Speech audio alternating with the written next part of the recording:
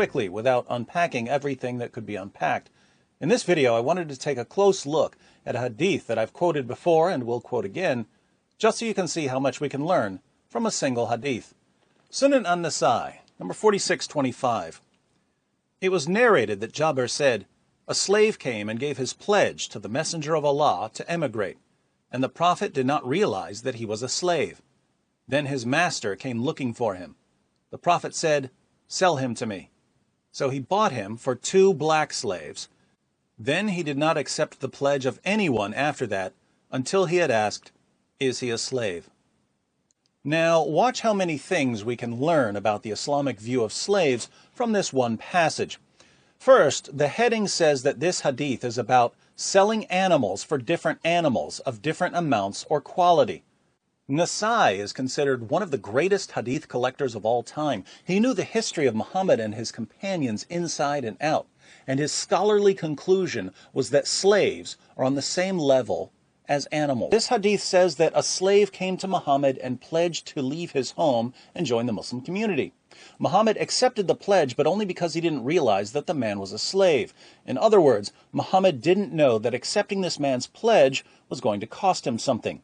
Muhammad learned his lesson from this situation, and the passage says that after this, Muhammad would no longer accept the pledge from anyone until he asked, "Is he a slave?" So Muhammad really didn't want to have to pay to free Muslim slaves who were converting to Islam.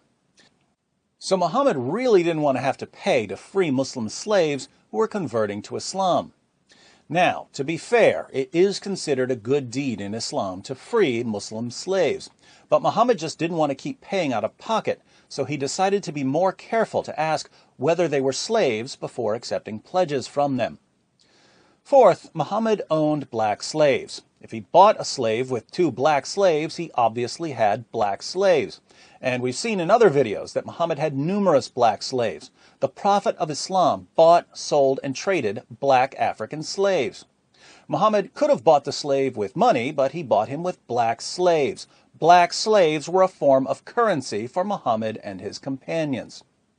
Fifth, the slave who made a pledge to Muhammad was an Arab slave, and Muhammad traded 2 black slaves for 1 Arab slave, suggesting that black slaves were considered less valuable and were therefore cheaper than Arab slaves. Hence the heading, "Selling animals for different animals of different amounts or quality." So, in Islam, slaves are comparable to animals, and black slaves were worth less than non-black slaves.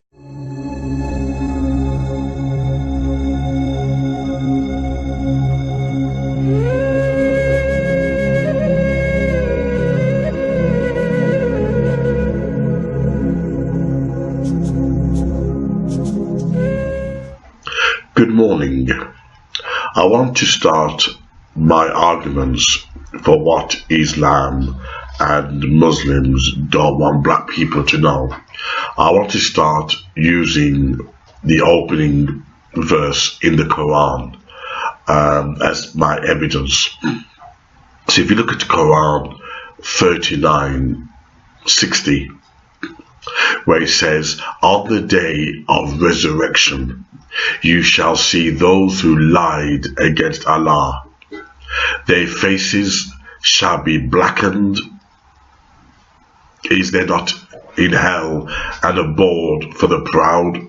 So their faces shall be blackened." Now, I want to make an appeal to the intelligent black people. How do you feel sitting next to your Muslim brother and you come across those whose faces shall be blackened? Are you happy with that? Because if those words were said by a white Christian, there would be uproar, but you are willing to compromise. Let's see how far you're willing to compromise with the Muslim. It also says, this is Ishtar 2:43. I heard the apostle no doubt is Muhammad, say, "Whoever wants to see Satan Satan, it means evil. Satan means the epitome of everything that's destructive, dark, and sinful, everything that's barbaric. Whoever wants to see Satan should look at Nabdal. Nabdal was not a rock or a mountain. Nabdal was not a crocodile. Nabdal was a black man with long flowing hair. Could be like mine. Long flowing hair and inflamed eyes, dark ruddy cheeks. Allah sent him down concerning, to those who annoyed the Prophet there is a painful doom. In Ishtar 2:43. But he continues. You mustn't torment Muhammad. You mustn't. Why? Because in Quran 9:61, Gabriel came to Muhammad and said, if a black man come to you, his heart is more gross than a donkey. Why not use the word white man? Why not use the word something else? Why a black man? If a black man come to you, his heart is more gross than a donkey. Now, how you black Muslims are going to play with that? 961. If a black man comes to you, his heart is more gross than a donkey's. I leave that to your conscience to deal with.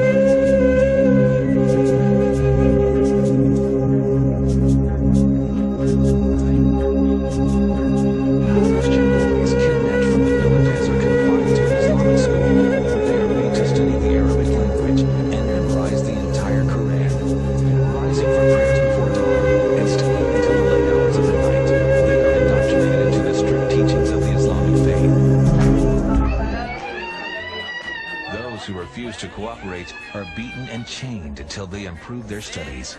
They must give up playing. Playing is harmful. It doesn't allow them time to study. Anyone who misbehaves, he's whipped so that he doesn't play anymore. When his colleagues see him being whipped, he will stop playing and become afraid. The Quran is difficult. If they do not work hard, they will not be able to memorize it all. A lot of the footage that we have received from these nations, some in Sudan, show young boys being beaten. Show them chained, walking down these dusty paths around the school compound with chains. In one school, they have to write on a small board that they carry with them Quranic verses, and then wash this board and drink the water. And their teachers tell them that drinking this water causes them or helps them to memorize this faster.